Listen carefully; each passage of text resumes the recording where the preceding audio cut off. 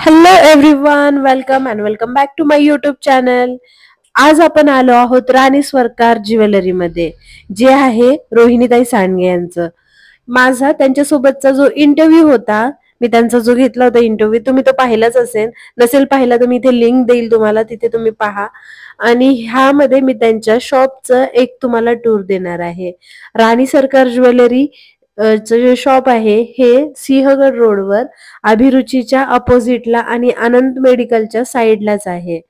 तर तुम्ही इथे येऊन खरेदी करू शकता. अशी खूप सुंदर सुंदर दागिने, अशी सुंदर आणि स्टेटमेंट ज्वेलरी सुद्धा या शॉपमध्ये अवेलेबल आहे. बट सगळ्यात जास्त हे शॉप फेमस आहे तिथल्या कॉम्बोजसाठी. वेगवेगळ्या सेटचे कॉम्बो, जसे की पट्टीचं मंगळसूत्र असेल, लॉंग मंगळसूत्र असेल, अशी छोटीशी तन्मणी काइंड ऑफ ज्वेलरी असेल, ह्यासाठी खूप प्रसिद्ध आहे. खूप छान शॉप आहे. तुम्ही नक्कीच नक्कीच विजिट करू शकता. आणि रोहिणीताई सोबत बोलत असताना असं वाटतच नाही की ते इन्फ्लुएन्सर आहे किंवा असं. त्यांच्यासोबत बोलत असताना असं नॉर्मल आपल्या जवळच्या कुठल्या तरी व्यक्तीसोबत आपण डिस्कशन करतोय असंच वाटतंय. तर चला, रोहिणीताईंसोबतच्या माझ्या गप्पा पहा. आणि हो, चॅनलला सबस्क्राईब केलं नसेल तर सबस्क्राईब करा. कुठेच नाहीये एवढं सगळं आहे, मी सगळं माझ्या नावाते, मग म्हणून नको मला काय प्रॉब्लेम नाही असं होतंय. कारण की कसं होतंय, आपण आपल्या पद्धतीने आपण चालतो बरोबर का, आणि त्यांची म्हणजे पद्धत वेगळी असते. मॅच करून आणि कसं असतं माहिती का, आपण एवढं जुनं वर्ष म्हणजे आपण म्हणजे लहानाचे जे आपलं लग्न तसं जे नाव आहे सडनली कोणातरी त्याच्यासाठी सोडून देणं काही हे नाहीये ना, असं काहीच नाही, कंपल्शन नाहीये की बाबा हा की बाबा ठीक आहे. सगळ्या गोष्टीत लिगली येतात प्रॉब्लेम थोडेफार, की नाही का नाव नसेल किंवा काय असेल, पण आर्थिक सर्टिफिकेट तर काही प्रॉब्लेम नाहीये ना त्याच्यामध्ये. येत आता मी आता मला तर कधीच प्रॉब्लेम आला नाही कुठल्याच गोष्टीमध्ये.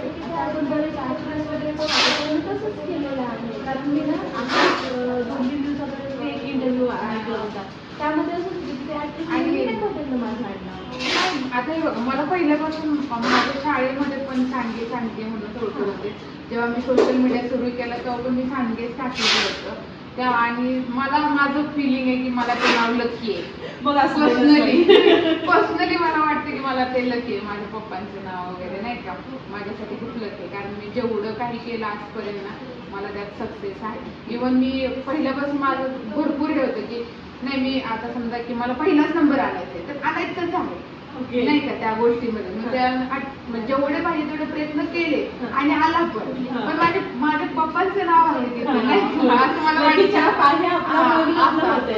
ते मला म्हणजे बऱ्याच वेळा मला अनुभव आला या गोष्टींचा, असं नाही का असतो काही असतो गोष्टी त्याच्यामध्ये. कारण आणि शेवटी असं वाटतं की जाऊ दे ना, आपल्या आई वडिलांचं पण नाव तेवढं हे होते, गोष्ट होते, हे होते, त्यांना पण चांगलं वाटतं की कोणतं विचारतं हा ते सांडगे. आणि सांडगे आणणं कॉमन नाहीये, पाटील वगैरे ज्यांना कॉमन असतात. माझे आडनाव ते कॉमन आहे, माझ्या गावाचं नाव पण सांडगेवाडी हा, आणि सांडगेच आडनाव. बऱ्यापैकी लोक आता सगळे विचारतात तुमची मुलगी आहे का, तुमची मुलगी आहे का.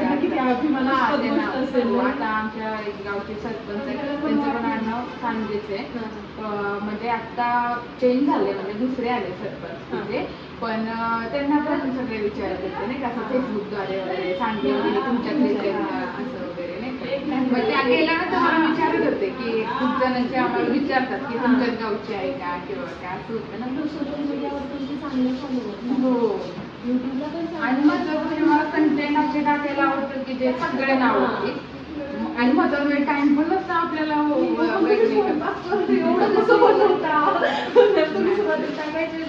नाही, मला ऍक्च्युली प्रॉब्लेम म्हणजे काय होतं माहिती का, पहिलं आवडायचं मला, पण ते शूट करायला हे करायला मला वेळ मिळत पण असं वाटलं जाऊ दे काहीतरी हे असं सॉंग वगैरे करायचे, जरा वेगळं काहीतरी. आणि येते पण म्हटलं आपल्याला चांगलं.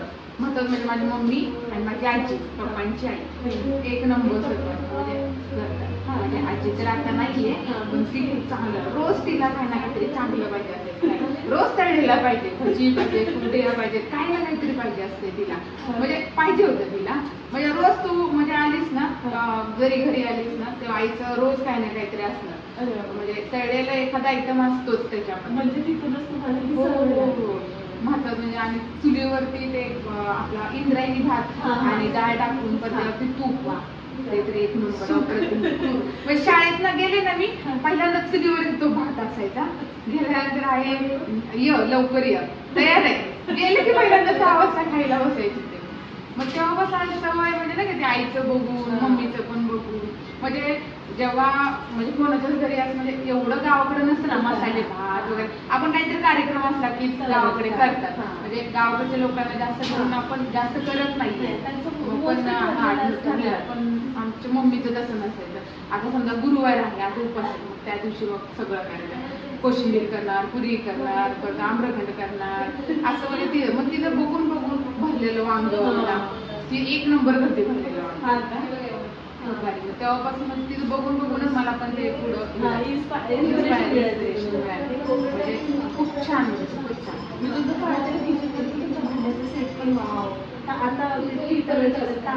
माझे सासूचे आहेत बऱ्यापैकी म्हणजे एक 60-70% सासूचे आणि बाकीचे आहेत ते मी केले स्वतः परचेस. आणि अजून आहेत आणलेत मी ते माझ्या आजीचे आणले तिकडून आणलेत बाहेरून म्हटलं तुम्ही वापरत नाही द्या मला असं जुनं एक नाही. इव्हन मी आमची मम्मी जातं वापरत नव्हती. परत जेव्हा वरवटा पाटा असतो ना तो पण वापरत होते. मी जाऊन म्हणजे आमची एक खोली होती त्याच्यामध्ये सगळं सामान ठेवलं तर ते तसंच पडलेलं होतं. मी जाऊन सगळं स्वच्छ केलं ते सामान सगळं मागच्या वेळेस गेले होते म्हणलं वापरत नाहीये तुम्ही काही यूज करत नाहीये मला घेऊन जाऊ द्या म्हटलं. मग मी आहे तसं उचलून घेऊन आले स्वच्छ वगैरे करून कारण आता नवीन बांधकाम झालं ना घराचं मग त्यावेळेस थोडंच ते सगळं खराब झालं त्यावरती कुठं म्हणजे सिमेंट वगैरे पडलेलं. गावाकडे पण आता वापरत नाहीये मला त्या गोष्टी मिक्सर हेच वापरतात पण म्हणलं की जाऊ दे कुठेतरी आजीची आठवण परत हे गेले तर जाईल कुठेतरी कोण धुवून गेलं काय आपण मिक्सरला कधीच नाही भरू शकत. पाट्याची म्हणा वरवटा पाटा म्हणजे आमची आजी पुरण त्याच्यावरच करायची म्हणजे मम्मी करायची आमची पण तिला आवडायचं नाही म्हणजे ते ह्याच्यावरती केलेलं मिक्सरवरती केलेलं मग ते पाट्यावरती नाही का करून मग द्यायची मग तू पोळ्या असं होतं. हा तिला ते तसंच पाहिजे हा तिचं पाहिजे जोपर्यंत तिचं तसं होतं की बाबा मला ते ह्याच्यावरच पाहिजे. मग आता गेल्यानंतर जरा कमी वाटतं 4 वर्ष झाले तिला जाऊन तिला खूप जीव होता माझी.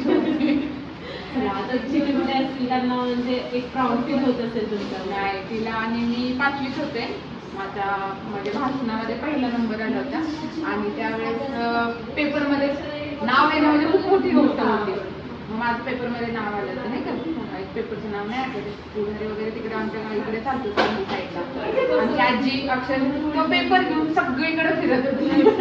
माझ्या नातीचं नाव आले माझ्या नातीचं नाव आले ते मला खूप म्हणजे अर्थ आठवतं की असते तर तिला अजून जरा चांगलं वाटलं नाही का. सो गाईज व्हिडिओ कसा वाटला मला कमेंट सेक्शन मध्ये नक्की सांगा आणि हो चॅनलला सबस्क्राईब केलं नसेल तर सबस्क्राईब करा आणि असंच भरभरून प्रेम द्या. आणि हो हा व्हिडिओ पाहून तुम्ही रोहिणीताईच्या शॉपमध्ये गेलं तर मला टॅग करायला विसरू नका. बाय.